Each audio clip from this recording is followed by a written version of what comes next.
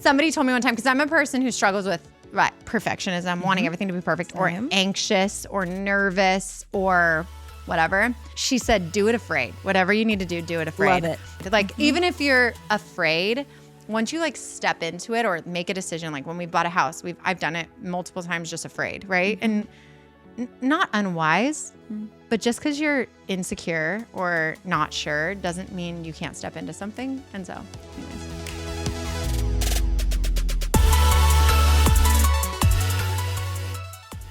Hello, everyone, and welcome back to the Living Fully podcast. Boy, oh boy, am I excited for today's podcast guest. So, you know when you've been friends for a long time online, and then you become friends in real life, and then you're actually friends in real life for a couple years. This has been a couple years coming. My podcast with Daryl-Ann dinner, and I am just so excited about this. We talk about so many things beyond Instagram and the internet, where you guys see us show up every day. We talk about our love of family and our faith and motherhood, and sometimes not loving certain parts of motherhood. We talk about starting and scaling a business and so many more things. And today's episode is going to be such a treat for you guys. So without further ado, a breath of fresh air and a total open book.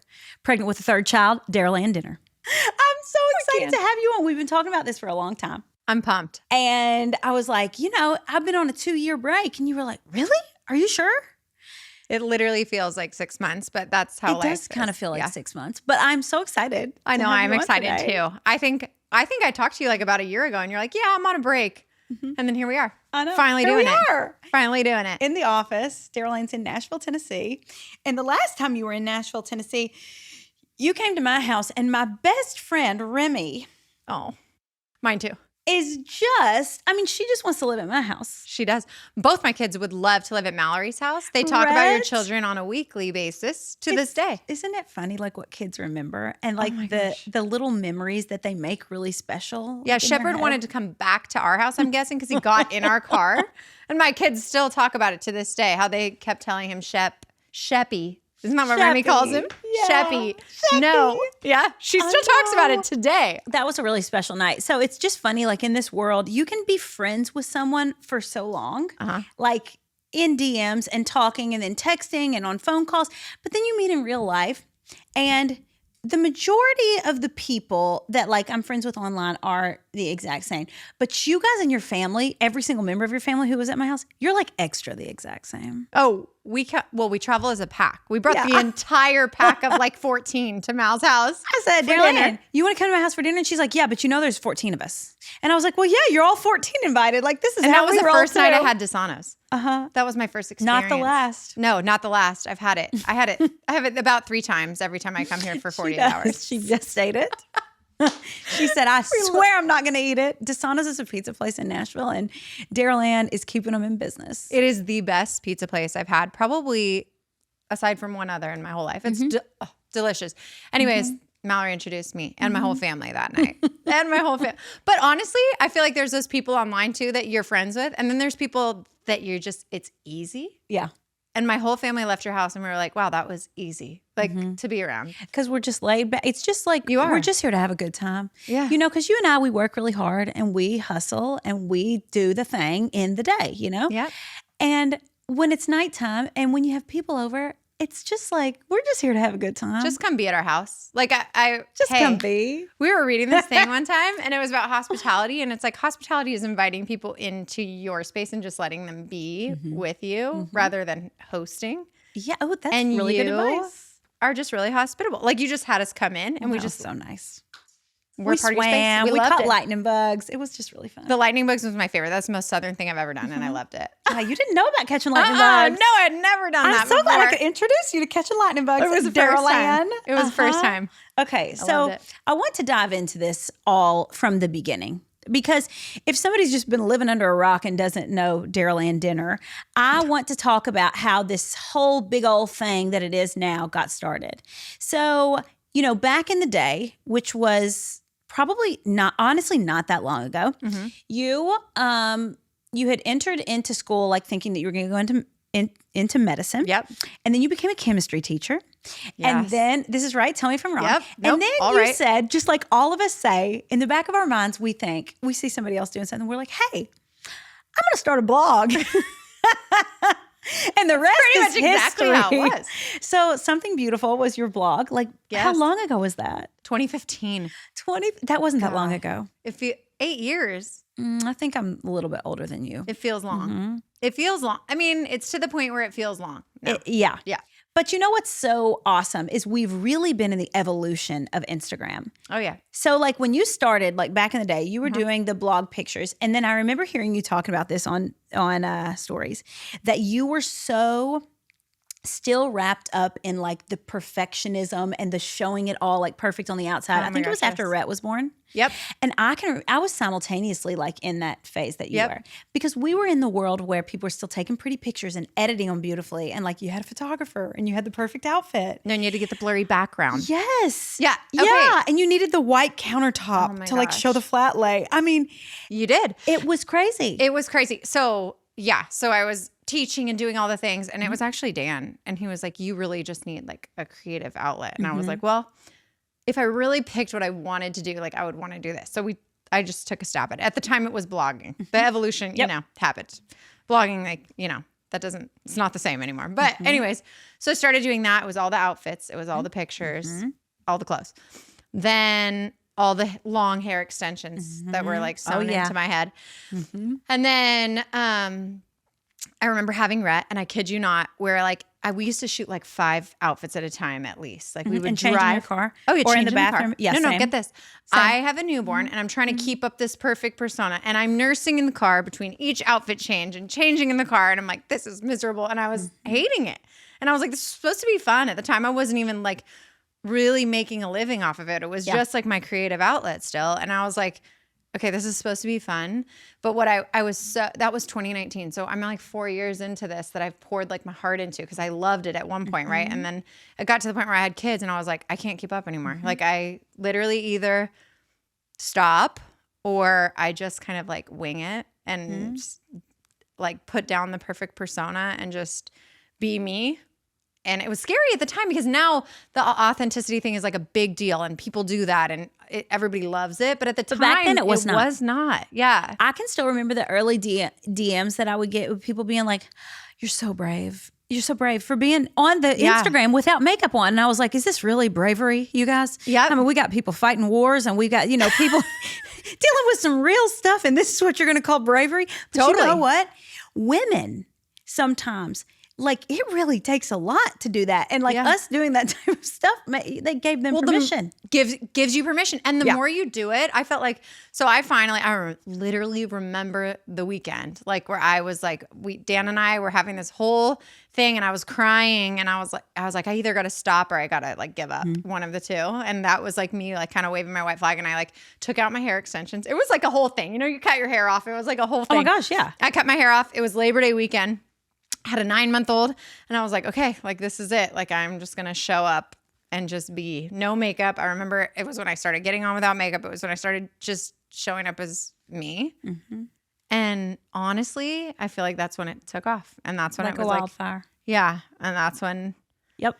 And It was super simultaneously, it's like Instagram stories kind of were birthed at the same time. It was literally that same year. Yeah. And then people were at home because it's 2020. And wow, like isn't it amazing? Like what one little tiny thing, like you doing something just a little bit different, all of a sudden it's like that spark and it just like connects with people. And it's like, oh, okay, I cracked the code. I figured it out. And I think people were probably, honestly, the reason it connected with people, and I'm learning like, and it's proven to us time and time again, I feel like, is like when I'm feeling pressure of something, 9 times out of 10, almost everybody else is feeling that same pressure. And they want to relieve that same pressure. And so like you said, it's like giving them permission to be like, okay, it is what it is. Like it's, I can stop. And so motherhood will also do that to you, because like you just are throwing out a lot of things because I ain't got time for it. And like, it's just, my life looks a lot different right now. And that's a beautiful thing. Like how all that stuff like happened at the same time. And it's just like the rest is history. I think like becoming a mom is exactly what forced me into it. Yeah. And I thought becoming a mom, because I was so discouraged. I remember crying thinking like becoming a mom is what's going to end this for me. And it really is what changed it for me. Isn't that the truth? Yeah. Like you think those things. Yeah. You think, I was like, convinced. I was devastated. yeah, you take your hair extensions out, or you're like turn whatever age, or like you're gonna have a baby. Everybody thinks that like it's going to come to an end, and it's just like it can make people just love you more because everybody else is having babies and taking their hair extensions out, and taking their makeup off too. We forget. Yep. No, it was literally, thank God that I reached the end of my rope. I literally reached the end, and I was like, I kind of let go. And that's awesome. Yeah. Do you remember the moment where you feel like you were like, oh, this is a thing? Like, yeah. Well, it was that thing where, like you said, Instagram stories came out, and I was like, I can't keep up with it how it is as a mom now. And so what am I going to do? Add one more thing to my plate? And I was like, all right, I'm just going to like wing it and see. And I just remember 2020, like you said, it like picking up. And then as I showed up, I think like as I stepped into it more and just showed up as myself more, I was more comfortable to do it. Yeah. I did it more naturally. Yep. It was like just more organic. We even look back sometimes and we see old videos, and my voice, I unknowingly wasn't like prior to that, my voice was different, like recording myself. Oh, yeah. And now, same. yeah. Yeah, YouTube videos and stuff, I'm just like, gosh, I look different. I sound different. I am different. But when you're confident in something, you hold yourself different. Right. And like you come into yourself, and then you just become comfortable in being like the And you can human being hear that was like in the there. shift in my voice in videos of like me putting on a show, not intentionally, but like we thought we had to. I thought, not intentionally at all, but then like me actually sounding like me and showing up like me. And yeah. Okay. There's So a lot of freedom in that. what did your family say? Like when all this is going down, are they like, Daryl-Ann? No, my family Daryl. doesn't They care. call you Daryl. They call me Daryl. Daryl. What are you doing? I know. Or do they love it? No, my family just is like, whatever you want to do. Like we're here for it. No one ever in my family ever like made fun of me ever. Now that I look back, that's the first time someone's asked me that. But no one ever. Because your like, family is super awesome. Yeah. I mean, I know from experience. And like, you know what else I love is that I know this too because people love this about what we show on social media too, because I have a big family like you. Yep. And I think that's why I'm drawn to you. And we so value family. So much. Yeah. We so value family, and you show family. And like in a world where it just feels like not people value family and family less, but I'm seeing like less and less people be like, I want this huge family, or like I'm going over to spend time with my cousins or my grandparents. Right. It's a really special thing. Or when people don't have a big family, they love to see it because they're like, hey, I'm the first generation of like what I want my family to look like. And I want it to look like Daryl-Ann's family. Or and I think feel that's like so generational inspirational. family is such a cool thing that like, yes. Okay, I read this book by Jefferson Bethke called Taking Back Your Family. I don't know if you've ever read it, but No, you but have I to read it. will. Oh my gosh. And it talks about like old Israel and how like what the family structure used to look like. And basically like how on Friday, I think it's Friday nights, then they do like the Shabbat dinners. And so every restaurant there is set up for like tables of 12. Oh, and in the isn't that US, when you show awesome? up with a table of 12, you're like the biggest inconvenience of it all. I know. Yeah. And so 2 tables of 6 and so in 2 hours. Yeah, but it just like my mom was really intentional when you talk about like people wanting to be intentional about starting that for their family. My mom was really the first. Like it doesn't go my back dad for was. us. Yeah, it doesn't go back for us. So like I mean, I had a relationship with my mom's parents, but they weren't as intentional as she is. Yeah. And so like I feel like it really started with her. And now it's just like exponentially grows when you see the value of it. And when you see like we like hold each other. Like when one of us has a hard time, like my sister or whatever, it's like until she can get on her feet, like we want to do. I don't know. No family members left behind. No. That's what always our family. And like we've talked about this, and I was talking to Dan about this, like whenever y'all were at our house, like my family was always very intentional about like passing on our legacy. Like this is so what we good. stand for. These are our values. Like this is what we want to be in the world. And like we value what you bring to the table and you bring to the table. But it was this intentionality around like being a family. Right. And I don't think everybody's, no one's in the same situation. No. Some people don't have a great family. Like, well, you can be the first generation of a new family. Right. And it's like family is just, it was ingrained in us ever since we were little, but like, it's a thing that makes me the happiest. It's the place that I feel the most myself. It's just like the purest stuff on earth, like just being a family. I feel just like love it's like what you're saying. I feel like for the past few generations, at least, right, it's been like dwindled, the importance of it, of like having a big family, and this like independence thing has become such a big thing.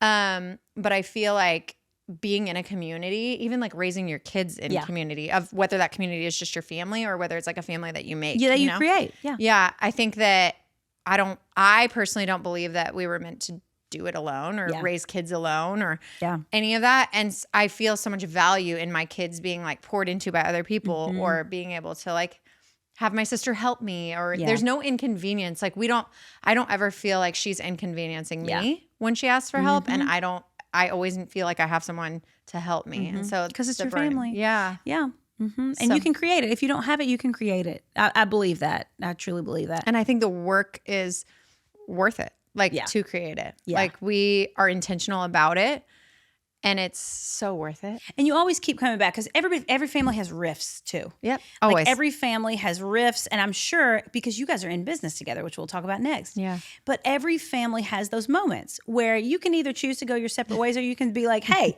I'm going to choose my family. Yeah. And like you put all of that aside, not just ignoring, things that happen that you should pay attention to. But I'm just saying like you just keep coming back and keep coming back. I just think that's awesome. I think ignoring it too, if I'm just going to be honest about how my family does it, like ignoring it is one of the worst things you could do. Yes. I think like we are very intentional about, especially me, Dan always makes fun of me because I can't let something go. So like That's great. Why you're going to stay married forever.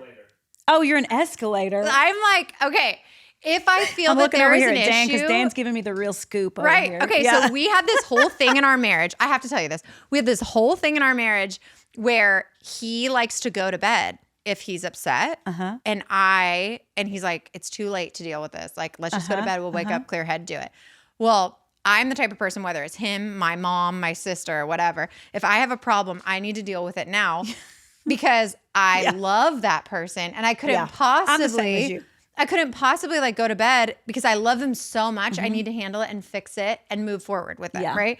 And so when he'd go to bed, we just realized this literally after being married 10 years, right? We just realized this. And I was like, I think it was like in marriage counseling or marriage therapy or something. And I was like, literally, I finally realized what bothers me so much about you going to bed is it feels like you don't love me because when I love someone, I can't let it go, And so anyways, but we don't push things under the rug. We handle them. It looks ugly for a second, but it doesn't look ugly for a year, So anyways. I like that. Yeah. But you just, you're choosing each other. You're choosing your family. Yep. And Kyle's always like, you can either be like, wait, what does he say? Right about the thing or like right with the person. And like, that's I always good. choose like right with the person. Okay. So how in the world did you get this whole entire family to move states with you? Well, first of all, it's not as commendable as you would think. We moved from California to Texas. Every single dang one of you. 30% of people are probably doing that. So that automatically odds were in my favor. So no, I think it was the perfect storm of stuff. Okay, so my parents are like mid-retiring age, I would say. And so it was a good transition for them to like, my dad's kind of a workaholic like I deal with. And so removing himself from his situation in business was easier than teaching himself to like scale back. Oh, I didn't realize that part of the story. Okay. So when you're gonna have to move her states one day. Yeah. So when you have to do the same thing mine's one online. day. You can't really do it. My mom was so eager because she wanted my dad to slow down.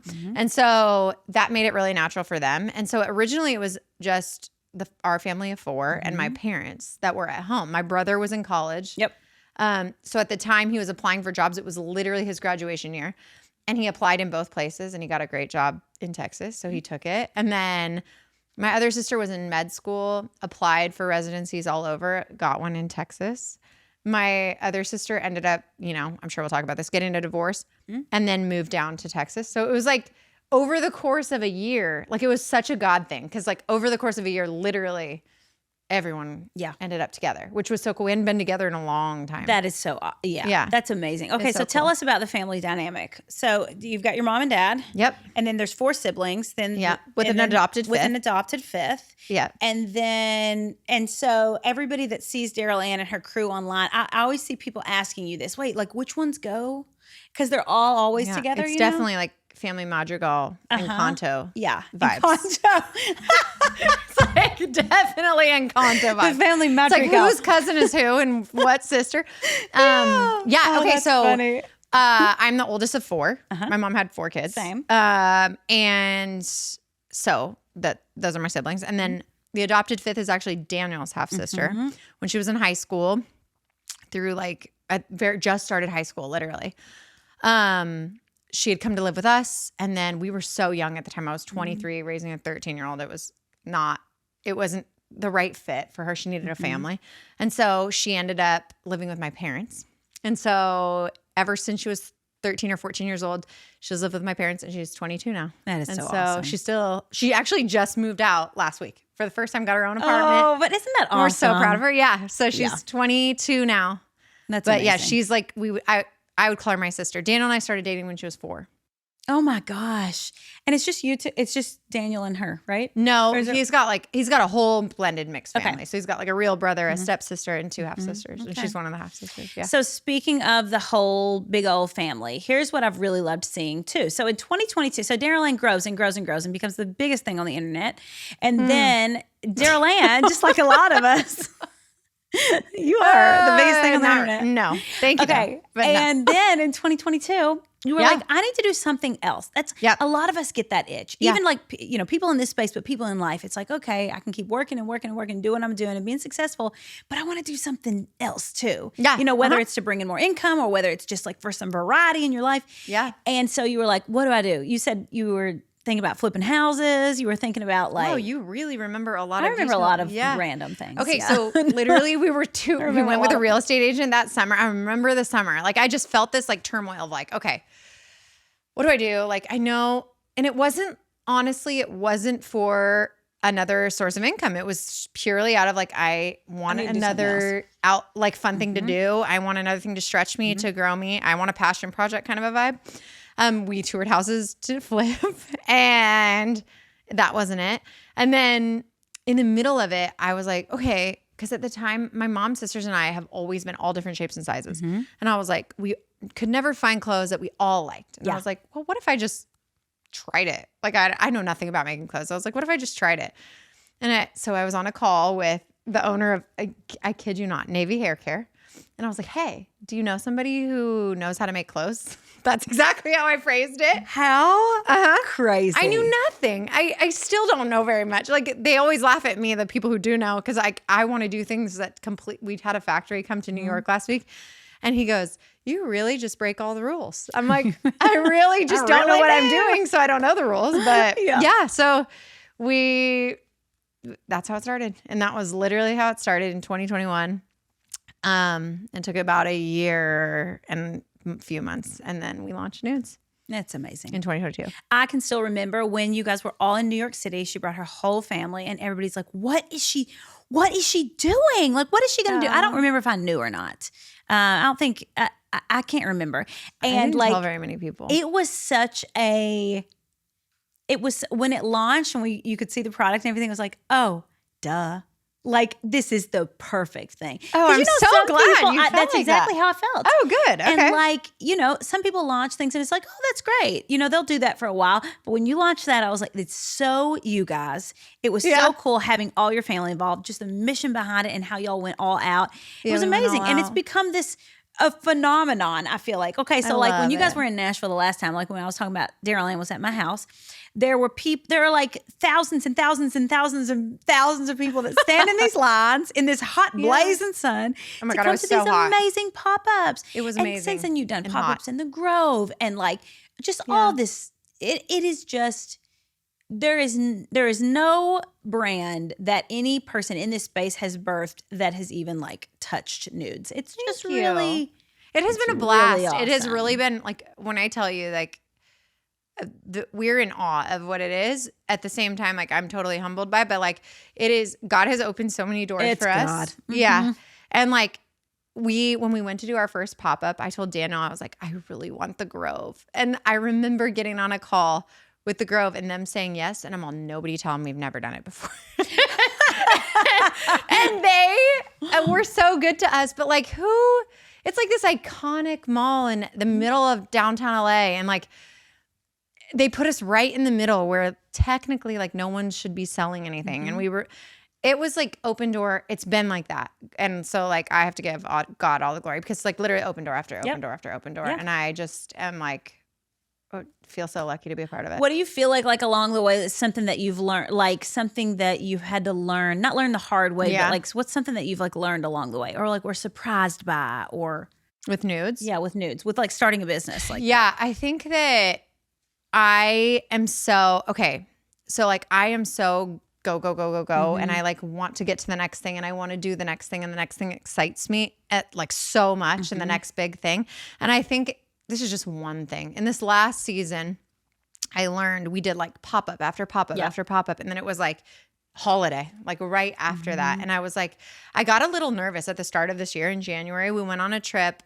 I like took time off social media and I was like, Daniel, I don't have an exact vision for what is next. Like, what is the next big thing we're doing? And I'm such a visionary. Like, I know I have like 10 ideas at one time. And so it really scared me for like a solid month.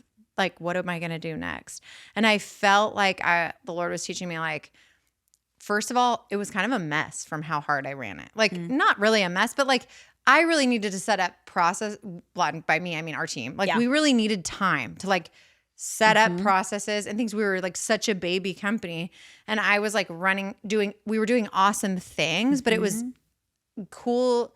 Like it was good for me to see that like, no matter how awesome it is, like you have to take time to like do it right and set it up. Amen. And like, and so we've been really intentional about that. Like, how do we set up, things for our employees and like, how do we set up the right structure of teams so they can work well together? And like, I'm not running too fast and no one knows what's going on. Yeah. And like, so I think in the last few months, we've been really intentional about that. And that's great. But honestly, it scared me to not know like, what's the next big thing? And so for me to sit in that for a minute.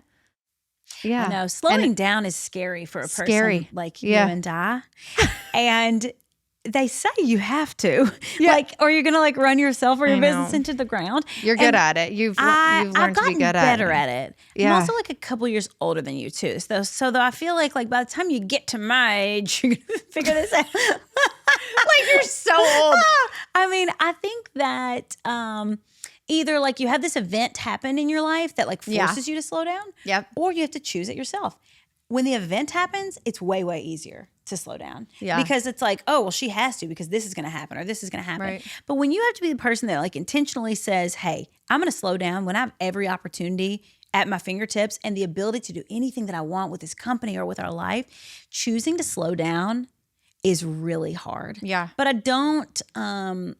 don't believe that like we were meant to just like run 100 miles an hour all the time, even as achievers and people that want to do big things, because the slowing down, like it helps you to like amp up like for the next phase. Yeah, it's true. Yeah. Well, and like, okay, so we just did my favorite event we do, Real Bodies it's called, but basically we like, oh my gosh, that was so awesome. Yeah, we like bring in real customers and I like, the whole point is that hopefully any girl could see herself in one of these girls. That's like my whole vision is that she could see that she could feel confident, she could feel beautiful in the clothes. It's clothes, but at the end of the day, all I care about is how they feel in it, right? And so I was like fired up after we did that. Like the whole day, the girls are like thriving. They're feeling so beautiful, like crying. They're feeling incredible. And I got home and we like sat in bed and I was like, I was literally made to do this. This is like my favorite thing I get to do. And then I went up and saw my kids and I was like, I felt like God was like, you were made for this too. I like have tears in my eyes, but I was like, yeah, I was made for that. And what a wonderful thing that we get to do a job where we can hold both of those worlds equally. Cool. It's so cool. It's so cool. So we can't burn ourselves into the ground because we've been given the ultimate gift.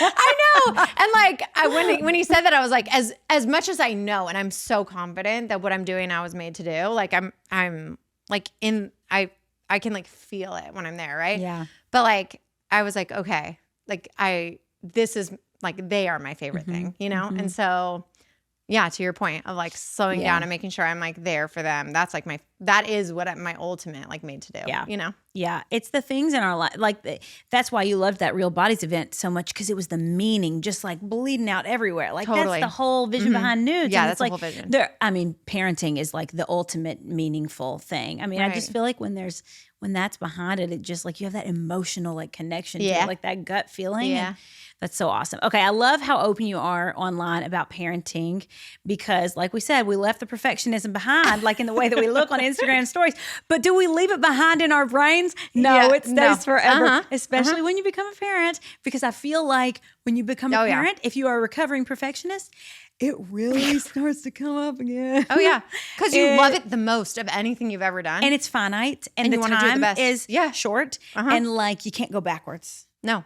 And it's the thing I care the most that I do the best job at ever, right? Yeah. So if we started a business and it failed, okay, whatever. If you have a child and it fails, oh no. No, exactly. You get one shot. You get one shot. It's the most important thing that I'll ever do. And I even love too, I can remember like back in the day, you've been open about this before, that going from 0 kids to 1 child was not only hard on you, like with the motherhood thing, but it was also like hard to go from just being a married person, because you guys had been together for so long. We'd been married almost 7 years when we had just y'all. See me, I got pregnant the month after I got married, so I really didn't even know Kyle before. I didn't know that. That's impressive. I know. Okay, so we got married so young. I was 21. I knew we didn't want. We had been together since I was 15, so we got married young.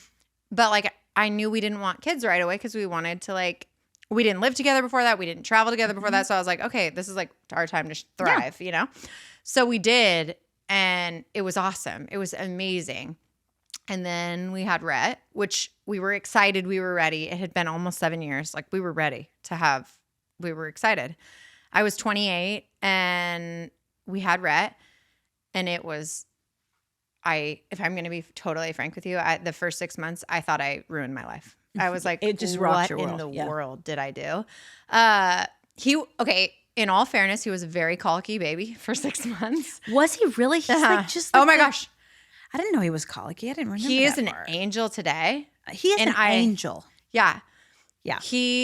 I feel like if I had to only pay for those 6 months for him to be as angelic as he is for the rest of his life, it was worth it. It was absolutely worth it. But it was painful 6 months. My mom, I felt so good to feel validated when my mom, who's had 4 children, looked at me and she was like, I've never experienced something like this. And I was like, okay, at least I feel like validated that it isn't supposed to be this bad. So do you feel like what helped in that time period? Was it just being like, I just have to make it through this? Or do you feel like you did something to not turn it around, but to where it made it okay, more okay? Okay, so because I think there's so many factors at hand, but I think because of how hard it was, I went through postpartum anxiety and postpartum depression, like really bad, anxiety really bad. But I think there were external factors that had to do with that too. Like I know myself and I'm like a doer, just like you, right? And so I was because of the anxiety, I was extremely fearful to take him out. Yeah. And that was hugely the wrong mistake for me to do. So I should have resumed my life and taken him out and not been afraid. I think that would have helped me significantly, but he was a hard baby, so I didn't want to take him anywhere. And it was my first one, and I was scared. And so all these factors that went into play. But I think what did help me in the meantime was when I finally felt safe and okay to tell someone that I didn't like it and I was not liking it. I remember he was about a month old, and one of my sisters, I'm not going to say who, but one of my sisters was there with my mom. And she was so young.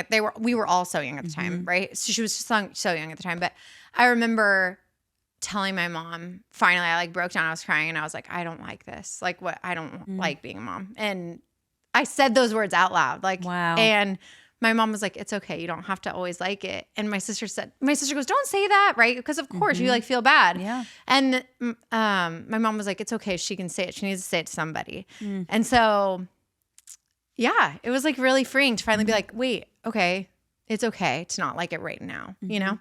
And so then he turned 6 months and it got better. But Yeah, and but now, I mean, and then I went from wanting 1 to wanting 5. So yeah, I it think you obviously said turned 8 while itself ago, around. actually. But Yeah, I think too, Daryl-Ann, that is really a powerful thing to even still say today, because I know you love being a mom now, because we talk my about it God. all the time. You love Best you want thing that ever happened to me. 5 Yeah. between 5 and 8 children. I feel like every time I ask you, it's different. But it's what a something that gives somebody permission, that is feeling something in the back of their mind that they certainly don't see on the internet. Yeah. Is like, whoa, this is actually isn't the rainbows and butterflies and like sunshine thing that I expected it to be, because that's okay. Everybody has their own experience. And what a beautiful thing that you like usher people into being okay with that by saying that you thought that back then. I think that is, you're really good at that, and I think that frees a lot of people. I think I was that. I didn't say it at the time, obviously, and I was afraid. I was afraid to even admit it to my mom, who I knew would give me permission to be okay to say it. I think when I finally started like opening up to somebody and feeling like it's okay, like to feel that way, was when it helped me. And I think that there's plenty of people that do not have that experience, and it's not to scare anyone into like not having children, because it's the best thing I ever did. But and like I think I said it online like yesterday or the day before, but like becoming a mom started the best part of my life. Like Started the best part. Yeah. it is the best part of my life. But I didn't feel like that at first. And it's feelings, which are totally valid and real, but it doesn't mean it's reality, right? Reality is it would become the best part of my life. I just didn't know it then. Yeah. And so anyways. Yes, I agree. And we were just talking about this next door, that I am so afraid of being out of this phase. I am having this like fear about like what happens in my life when the phase of having young children is over. I know. Because you hear it from everyone at every age that that's the best phase. And I'm like, well, I'm not ready for it to end yet, so I want to keep having children. But then I'm like, what is the best decision for my family? Not just like the way that I feel around this. And it's kind of hard to admit out loud, because I mean, I believe that like women and like in their careers and in their families, like things can just keep getting better. Every time I was like, oh, I'm going to be so sad when they're not a baby. Then I'm like, oh, I like the next phase better. And then I'm like, oh, I'm so sad when he's not a toddler. And then I'm like, oh, I like the next phase better. And I'm like, okay, but when does it start going the other direction? Because okay, so my they mom say it does, and I don't want to think that, but I have that fear in the back of my mind. I heard something, I like can't forget it, that they say your family is the age of your oldest child. Yeah. And I feel that you do the things that like the oldest says. The oldest, ours is 5, and I feel and that. we're 5. I feel like we're 5, and I'm just not ready for this phase to be over. I was like laughing. We were next door, and I was like, I feel like they're gonna like put me out to pasture. That's literally what she said. I was like, what is she good for? That's so archaic and terrible. And I don't feel that about women in any way, shape, or form. But for some reason, internally, I'm holding on to a little bit of that, and I don't know why. I think it's like okay, so my mom, I've always felt like she's always said this too. And I really feel like if you love being a mom, like this is true. Because like you said, every phase is better. Yeah. And she's always like loved us where we were and like enjoyed where we were at the time. So like my mom would never say she didn't like having teenagers ever. She like loved it. Like she'll always say there were like hard parts, but like she'll say, "Oh, I loved having teenagers. Though. Okay, I love having adults. Like she's loved it always." My mom is like that too. Yeah, and I'm always like, "Gosh, do you feel like it just passed in the blink of an eye?" And my mom's like, "No." I don't. Yeah. And I'm like, does it feel like that was just like forever ago? Or do you feel like, do you miss when your kids were little? And she's like, no, that was awesome, but no. Like she really has always embraced her age and where she was at in life and who she is and where her kids were. And I think that's a gift, Daryl-Ann, because I think a lot of moms really want to be back in a stage. And you know, you can love that stage, but I'm thankful that like my mom is like your mom. Well, I think the majority, I think you're right. I think the majority of people aren't that way. I'm trying to change that for us too. But like, because even the things that come out of people's mouth, it's like, oh, just wait until. That's always the same. Just wait until they blah, blah, blah. And I hate that. I hate that. But yesterday I got a DM and I was like, wait, what a way to like flip it on its head. Someone goes, just wait until he starts school. You're going to love it. And like, isn't that awesome? And I was like, okay. Yeah. So it's like, it can be flipped. And I really feel like it's your perspective, and your mom's perspective is probably just the way I want to be too. For sure. Yeah. And I love it when people say stuff like that. I have several friends that are like, oh my gosh, I love having teenagers. Just wait. And I'm like, oh my gosh, of the 50 people that have said something about teenagers to me, you're the only one that said it like that. And I hold on to that. And I'm like, no, people are like that, actually. People are. And I'm going to be like that. Those are the people. I want to be like that. Those are the people that are happy in their life because, like, you know, it's all about perspective. 100%. And like loving where you're at, even if you're not where you want to be in life or loving the phase that you're in. I just think it's such a gift that you can give to yourself. Yeah. So, okay, speaking of your mom, because I really love your mom and I think she's a very special person, and I'm glad that I've not only gotten to see her online, but like in person. And I love that as you rose to Instagram fame, so did Lisa Fletcher. I love it. She deserves it. She deserves it. And she's like everyone's mom. She is. She is everyone's mom. I love it. Just really awesome. And I love moms, and like when you have a good mom, and I know a lot of people don't have a great relationship with their mother, so they probably love watching your relationship with your mom because I feel very lucky. That feels like, you know, they can learn from that. And okay, so what's something that you learned from your mom that, and it can be in parenting or in business, like that you feel like you carry into your life? Okay, I'll give you one of each. So my mom was, first of all, a stay-at-home mom. And so I'll answer the business one first, because I feel like that a lot of stay-at-home moms might feel like they can't teach their kids something in business. But my mom, I feel like of any of us, like my job online before it was Nuuds, like there's no surprise here. Like it's how to sell something, right? Like how do you make somebody... It's advertising. Like how do you advertise it? Yeah. In a way that's okay, but that is my mom. Okay. So my mom can sell something better than anyone I know, but it's because she's so authentic about it. Like if something doesn't work for her, she will tell you that. And if it does, she will tell you that. And because she's so honest and like has so much integrity, you believe it. You believe her, right? Like my mom could get her whole doctor's office to purchase something like on the spot. Like, and she has, and she does. And I think like, so for me, leaning into that integrity has been something that's built our businesses. Like, just like I'm going to be true to what's true, whether or not I'm going to sell something or not. Like I'm going to be honest about it. So anyways, that's something my mom taught me in business, being a stay-at-home mom. So I feel like that's really cool. And then in personal, my mom's always said, she's always quoted this, I think it's a scripture, I could be wrong, but it says, people always ask her like, oh, how did you like raise kids to be close or that love you or whatever? And like, cause they want, like, I think people in our generation are hungry for that, and they're noticing that they don't have a close relationship with their parents. So like, how did my mom intentionally do it so that she had a close relationship with us? And she will always answer that question and say, like, she didn't really intend to, like, try to make us close with her.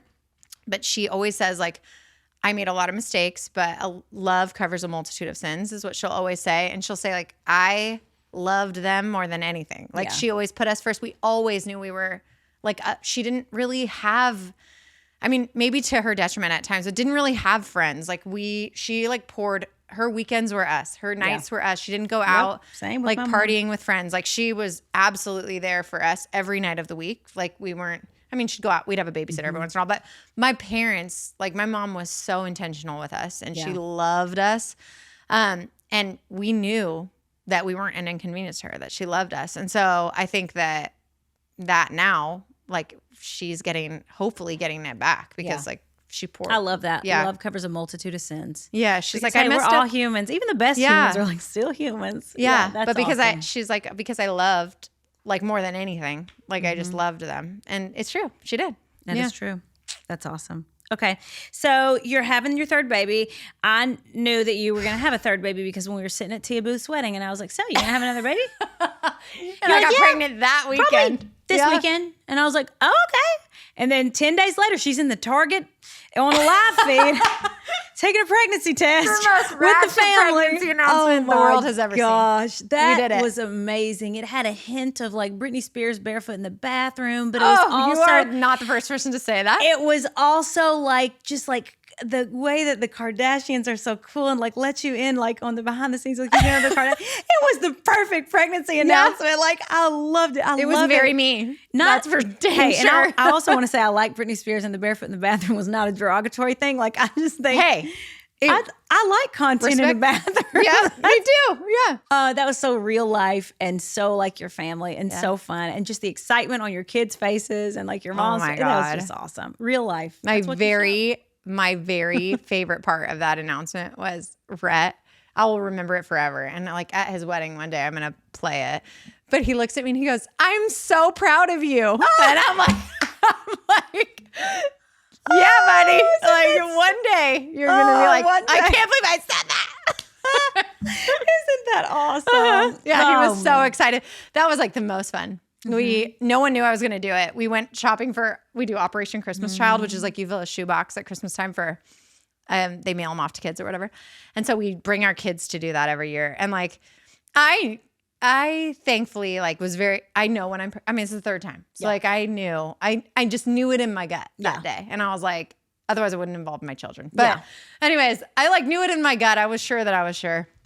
And so we got done shopping and I like was storying the whole time. So I like kept my phone on and I was like, I told my kid with my mom and my sister there, I was like, I think I might have a baby in my tummy.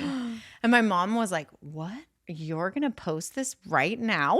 And I was like, "No, Mom, I'm going to wait 12 hours. So then I waited till the next day and announced that I was pregnant a whole whopping 18 hours later. Awesome. Yeah. I love it too, because as a person that has had several miscarriages early on, like I love seeing someone that is so confident and is like, you know what? I'm just going to show it, because we know that like everything might not be all sunshine and butterflies, just like it was. You know, you had some scares there in the beginning. My mom she miscarried twins and she had a single miscarriage also. And so like, I promise you, like, thankfully I haven't walked that, but like, which could very well change my opinion. I'm very aware of that, but like, I haven't personally walked it, but the way my mom walked it, I was old enough to know. I was like 8 years old, 9 years old. I was old enough to know what was going on. And so my thing was knowing my personality, not knowing, not that this is good for everybody, but knowing my personality, that if the only reason I would have been waiting was so that when it happened, if it happened, I would walk it alone. And I wasn't going to walk it alone. Yeah, you would have shared it. And so I was like, okay, well, it is what it is. I'm just going to come out with it. I love it. If I have to walk that road, we'll walk it together. We'll walk it together. Yep. But because a lot of members of our community walk that road, and like, you guys say things to us like we make you not feel alone because we're showing all this stuff, but you make us feel equally like that. It's like if people are going to be excited. Like I firmly believe like I'm going to celebrate that baby from like day one, no matter what. Right. Yep. So, that's what we did. And, praise God, we're here. Yep. 20 weeks. Yep. So 20 weeks. You're good. I say that's over halfway because it is. I'm having it. You go early. Yeah. You're having, she's decided she's going to do it. And when Daryl-Ann decides something, I like this too. Like when you take a lot of personal responsibility for like making things happen in your life. And you're like, this is what I do. Maybe having children shouldn't be one of those things, but I make it. Yeah. Because God is involved, in a lot of these things, but okay, let's talk about, I want to end this with a faith question. Then I'm going to ask you a couple questions that I ask everybody on the way out. I love how you show your faith. Yeah. Very openly online. I think that people more and more so are more comfortable showing their faith. Me too. And I believe that your business and what you do is very blessed. And I believe that, the more that you show and you show up and you show, like, it's just inspirational to people. And people are like, what's that all about? I love seeing Remy sing her worship songs. I love seeing you guys praying over people in the Grove, in California. True. Yeah. I just think that it's so awesome. Did you ever feel hesitant to share that so openly? Or do you feel like it was always just like, I think it's one of those things, like it's a muscle you exercise too, like confidence for sure. Like the more I've done it, the more open I've gotten with it. So I would say back in 2019, I probably wouldn't have been so open with it, but now I don't really hold back, and it doesn't scare me now. Maybe it's because I've done it, and grown into it. And people love it. Yeah, and it's me. And like I feel like it, I feel like the way I feel is, like you said about Nuuds, or about any of this, to be completely honest, is I didn't do this on my own. Like, yes, I've worked really hard, but like Daniel and I always say, I haven't worked hard enough to get it to where it is. Like it's my hard work. Plus I feel like it's matched by like God Something blessing extra. it. Yeah. Yeah. And so I think that that's super cool. And I feel like there's no reason for me to hold back because it's not mine. Yeah. At the end of the day, I don't feel like it's all mine. I don't feel like it's my credit to my credit either. I mean, yes, I've worked really hard. I mean, we've talked about that, but like it's not to my credit for real. And I think that he deserves it. And so that's why I don't feel like I should shy away from it. And so anyways. I love it too. And I mean, just like we can influence people to love the things that we love, that's not just product. That's like the way that we live our lives and like how we are with our family and like faith. I mean, if I can influence someone to be like, you know what, I'm going to try this church thing. And then like they have a walk with God, like that is the ultimate. I think that, I got to tell you, one of the coolest experiences I've ever gotten to have since doing the Instagram thing or whatever, being online. I don't even remember what city we were in. We walked into a McDonald's. And I kid you not, it was the fourth McDonald's of that freaking night because all the ice cream machines were broken. Yes, always. That's a conspiracy they are going on. And this girl, I wish I remembered her name today, but I probably shouldn't share it anyways. But if I did, but I don't remember it. But she walked up to me and it was one of the most impactful moments of my life. And she said, I was going to commit suicide one night, but because you shared, I went to church the next morning and I gave my life to Jesus and I've never been the same. Wow. And I was like, oh my gosh. Like to think like, I think I'm out here like some days it feels like, okay, this can be insignificant or whatever. And I never set out to be completely honest, convert someone into faith. That's like not my goal. I hope and pray that through people seeing how Jesus has blessed me and impacted my life and saved my life, that it would be a positive reflection of what he could do for them. That's my goal. Amazing. But to hear that was it was definitely one of the most cool experiences I've ever had. And like I said, I feel like it's to none of my credit because I couldn't, like you're saying, convince somebody online to do that. But maybe if they see, my thing is like, I hope I can show them through like the love we have for our family, the love we have for them, like truly the love we have for them. That like, his love is greater than that. Yeah. It and shows that they through would you. want to experience it. Shows through you. So like my prayer is always like literally like more of him and less of me, that they would somehow see him through me and what we do. Yep. I love it. Okay. Yeah. So we usually start the interview with this, but I forgot because we were just talking up a storm. Okay. So I like to start with like a moment of gratitude. So we're going to finish with a moment of gratitude. Let's do it. Which is, who is someone in your life that has helped you live life most fully and why? I think if I had to, I could give credit to so many people, but I think I'm going to give credit to Daniel because I feel like there's so many days when I am feeling down about myself or whatever, and he always sees me higher than, not only than I see myself, well, he says it's how he sees me is how I am, but like he always sees me fuller, greater, like when you talk about living fully, like as my best self, like he sees me as that all the time. And so to have someone who sees you as that and pours into you like that helps you step into it. And so that's awesome. I love you. That is awesome. Shout out to Daniel who's over here on the couch. I know. There's so many people, but Dan's in my face every day. Like, you can do this. You were made for this. This is what a gift. Yeah, it's a gift. What a gift. Okay. If this is the last question, if you could put any message on a billboard that would help people like live their life more fully, what would it be? What would the message be? I feel like somebody told me one time, because I'm a person who struggles with perfectionism, wanting everything to be perfect, or anxious or nervous or whatever. And I read one time, I don't remember who it was. Could have been Joyce Meyer. I can't remember. But she said, do it afraid. Whatever you need to do it afraid. Love it. And I feel like in my life, so many times to get to the next level, I've had to just do something afraid or not feeling confident or whatever. Like whether it's getting dressed in the morning and wearing, we tell girls all the time with Nuuds, like just put it on the bodysuit, just do it afraid. Like even if you're afraid, once you like step into it or make a decision, like when we bought a house, I've done it multiple times just afraid, right? And not unwise, But just because you're insecure or not sure doesn't mean you can't step into something. And so, anyways. I think that is some of the best advice anyone has ever given on the podcast in almost 100 episodes. Wow. And I think I'm so glad I asked that question because that is something that everybody can take away today. Yeah. Do it afraid.